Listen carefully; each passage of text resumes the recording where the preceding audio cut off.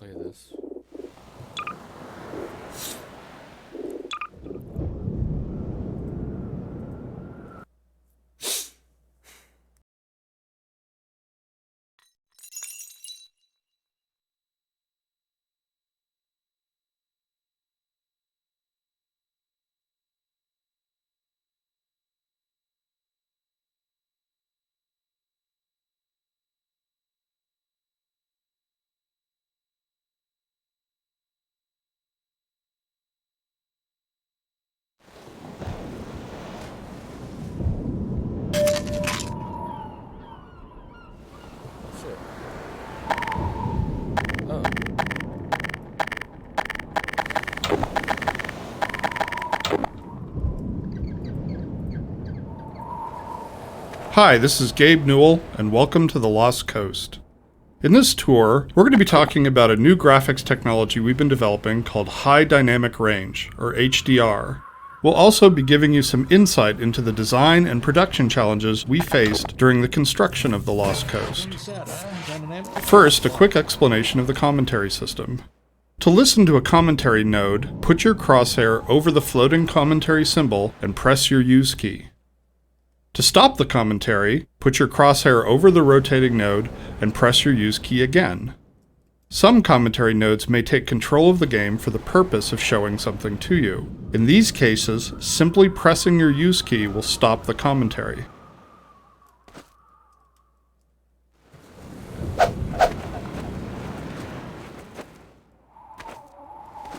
With conventional rendering, seen here on the left, if something on the screen is 20% reflective, like the wet sand, then the maximum reflected brightness could only be 20% of the maximum brightness of your monitor. HDR's more accurate simulation of light ensures that the sun's reflection on this wet sand appears as it would in the real world, which could potentially use 100% of the maximum monitor brightness. HDR uses bloom to simulate light that is beyond 100% of a monitor's maximum brightness.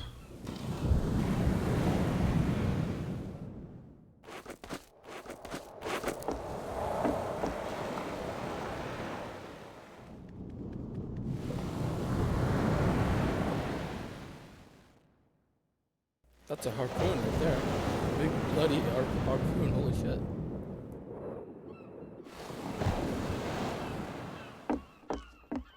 The process of building characters in Half-Life 2 taught us many things. By the end, we believed we'd figured out a more effective process for designing and constructing characters.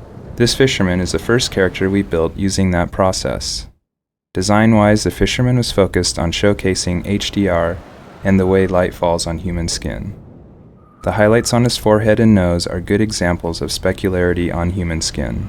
You can see how the wrinkles on his cheeks and around his eyes are an example of how we can use normal maps to add depth. Production-wise, the fisherman was built using a similar process to the rocks you saw on the beach. We model the 3D character at a very high detail, then extract much of the physical information and store it in the textures. Hey! You there? Wait a minute now, aren't you? You are. You're that scientist chap, Friedman, Fishman, am I right? You must be here to take on the Combine. Not sure what one man can do, but no other reason to visit St. Olga at a time like this. I'll take you to where they made their base, or as far as I can, at any rate. I'll fuck him up.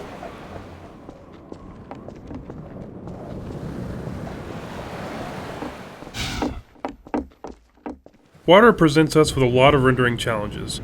In fact, we have to render the scene 3 times. Once for the refraction of what's under the water, once for the reflection of everything above the water, and once from the player's view. You can see the reflection and refraction scenes in the 2 small windows on screen. In the refraction, we calculate per pixel how much water you're looking through to do a volumetric underwater fog to simulate particulate matter. For our full HDR solution, we had to go through the entire engine and modify every bit of code that calculated light and color. For example, these water reflection and refraction renderings had to be improved to support the full range of contrast values.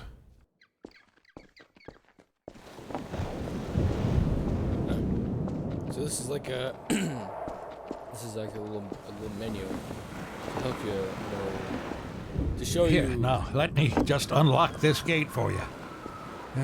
Got the key right here. There we go. Get along now, laddie. Destroy that gun and no dawdling. Yes. Oh, he goes for his harpoon. Nice. Get going. There you go. There's your harpoon, sir. This is like this game here is like it's like they're showing you how they did it. If you make it back safely, I'll be here waiting for you.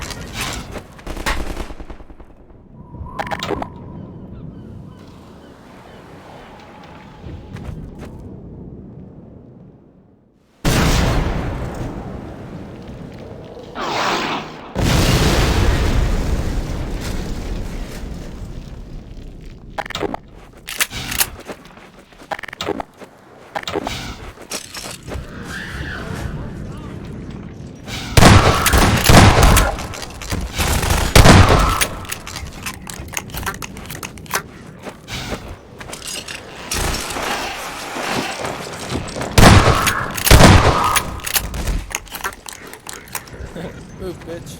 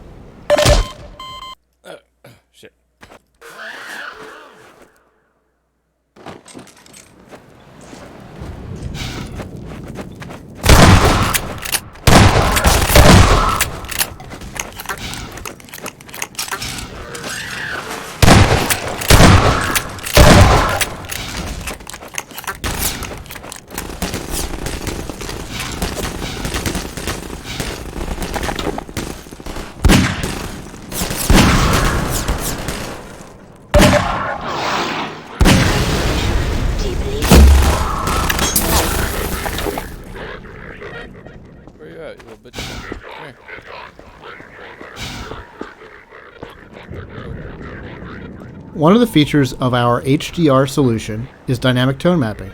The easiest way to think about dynamic tone mapping is that it's a method of simulating the way the human eye reacts to light.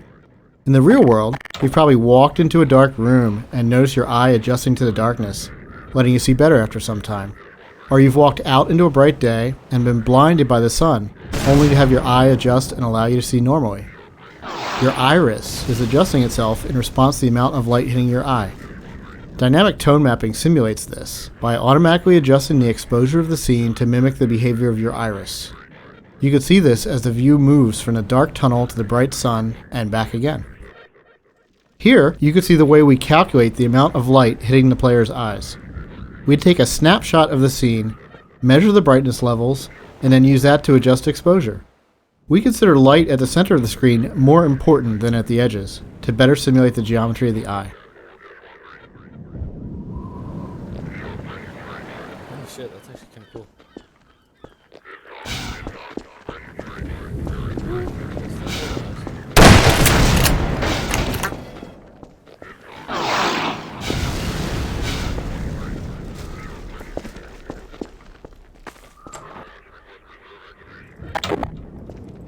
The courtyard in front of you is a space we call an arena.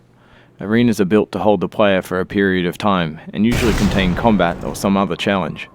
They often have multiple entry points for enemies, along with a gate of some kind to prevent the player moving on until the challenge has been completed. In this case, the arena is free of enemies until the player solves a puzzle and triggers an alarm. This is a method that allows the player to explore the arena and get a sense of its space before being forced to fight in it. It adds a sense of uneasiness to the player, who's expecting to be attacked now that they've reached the goal set for them at the start of the map.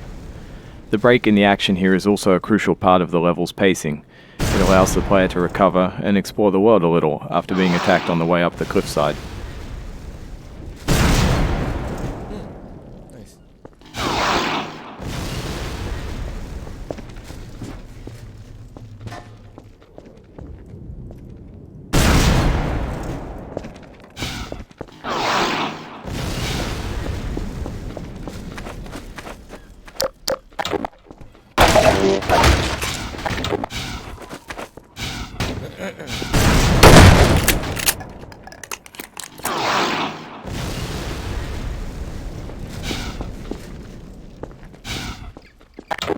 The source engine supports a wide variety of shaders. The refraction shader on the window here requires us to copy the scene to a texture, refract it, and then apply it to the window surface. To fully support HDR, every shader in the engine needed to be updated. So this refraction shader was improved to support the full range of contrast.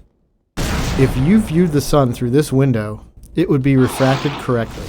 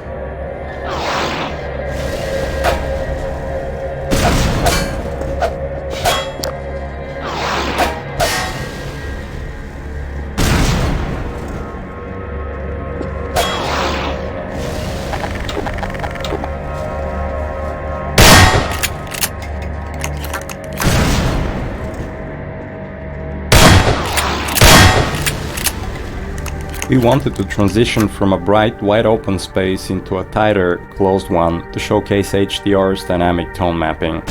We also like to focus on contrasting elements in our settings like ancient human architecture and futuristic combine technology.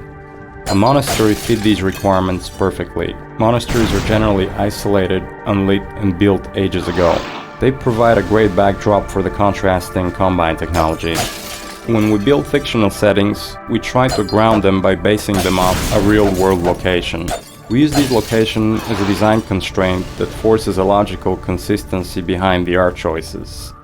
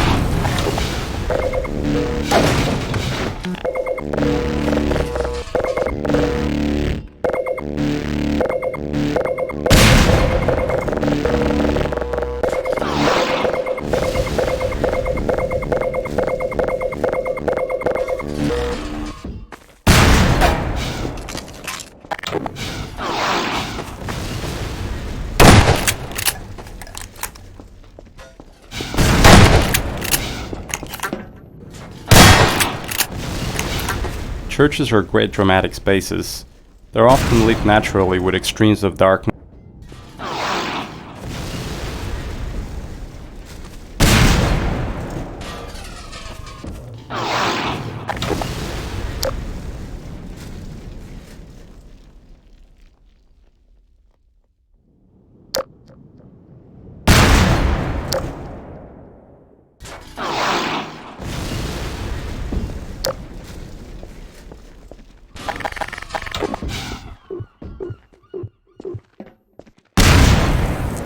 Our games are filled with things we call gates, which are essentially just challenges that the player must overcome to drive the experience forward.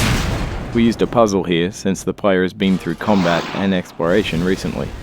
When we design challenges, we try to ensure that the player's goal and the action required by the player are both fun.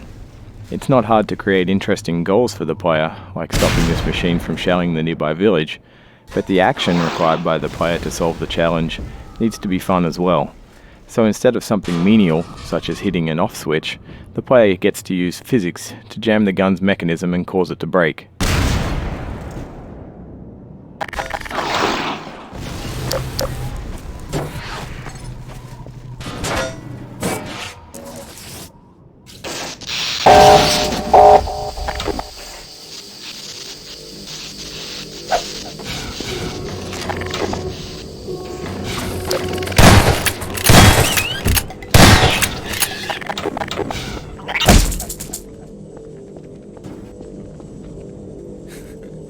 Get your ass back here, you little shit.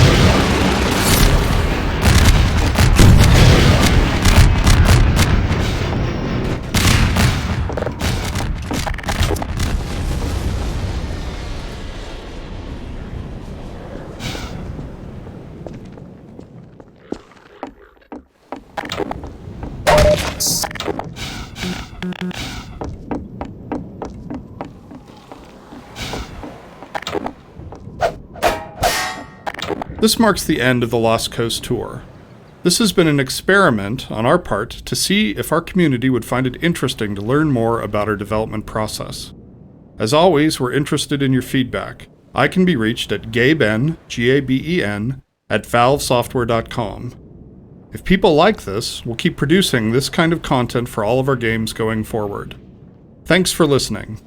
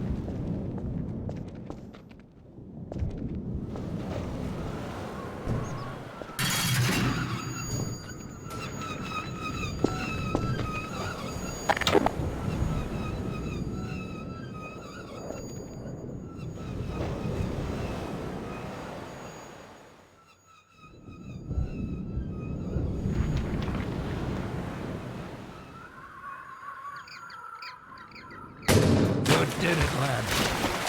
Come on with me to St. Olga. We'll celebrate this victory with a feast. I hope you like leeches. Hey, where you going? You're getting fuzzy around the edges. Well, I guess you got other places to be. Nice knowing ya. That was pretty cool. I like that.